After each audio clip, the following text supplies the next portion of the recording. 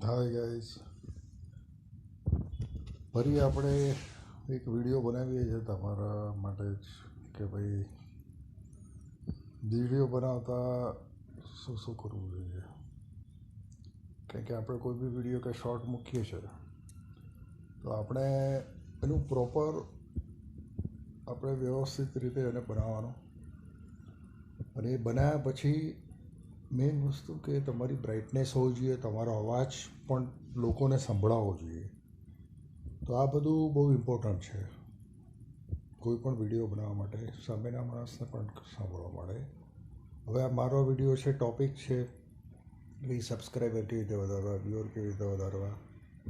આ બધા માટે આપણે સારા વિડીયો તો બનાવીએ જ છે, પણ સાથે સાથે બીજું એક ધ્યાન રાખવાનું છે કે ભાઈ આપણું સેટિંગ મોનેટાઈઝ જે આપણે યુટ્યુબમાં કરીએ છીએ, મોનેટાઈઝ કરવા માટે આપણે યુટ્યુબમાં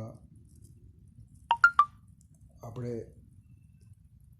જવાનું અને એને કસ્ટમાઇઝ કરવાનું. કસ્ટમાઇઝમાં ઘણા બધા સેટિંગમાં હોય, જેમાં વોટરમાર્ક હોય છે, જેમાં તમને સબસ્ક્રાઈબનું બટન મળે છે, તો એ આપણે કરવાનું. પછી એમાં આપણું પિક્ચર પ્રોફાઇલ મૂકવાનું, એટલે શું છે કે લોકો સબસ્ક્રાઈબ પણ કરતા રહે અને સાથે સાથે જોતા પણ રહે. અને વિડીયો બનાવ્યા પછી મેઇન વસ્તુ એ છે કે એનું એડિટિંગ કેવી રીતે કરવું.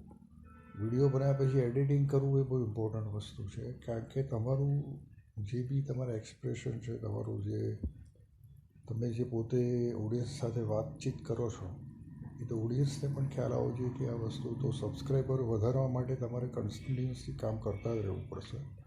યુટ્યુબ સાથે તમારે જોડાયેલા રહેવું પડશે, યુટ્યુબ સ્ટુડિયો સાથે પણ જોડાયેલા રહેવું પડશે, અને બધા સેટિંગ પણ કરવા જ પડશે. તો જ તમારા સબસ્ક્રાઈબર વ્યુઅર વધશે. યુટ્યુબ તમને હેલ્પ કરે છે, પણ એના માટે તમારે બી મહેનત તો કરવી જ પડશે. કારણ કે કોઈની મહેનતનું ફળ આજે નહીં તો કાલે મળશે તો ખરું જ. એના માટે મહેનત કરતા રહો. તો મારી અપીલ એ જ છે કે તમે સબસ્ક્રાઈબ કરો. ભાઈ ચેનલ સબસ્ક્રાઈબ કેમ નથી કરતા? તમે વિડીયો જુઓ છો, સબસ્ક્રાઈબ કરો તો તમને એક સારા વિડીયો જોવા મળશે મારા. અને હું વિડીયો રેગ્યુલરલી મૂકતો જ રહું છું, યુટ્યુબ સાથે જોડાયેલો રહું છું, અને મને યુટ્યુબમાં કામ કરવું ગમે છે. મને બધા સાથે વાત કરવું પણ તમારી જોડે બહુ ગમે છે, કારણ કે ઓડિયન્સ બધું આપણું બહુ સારું છે.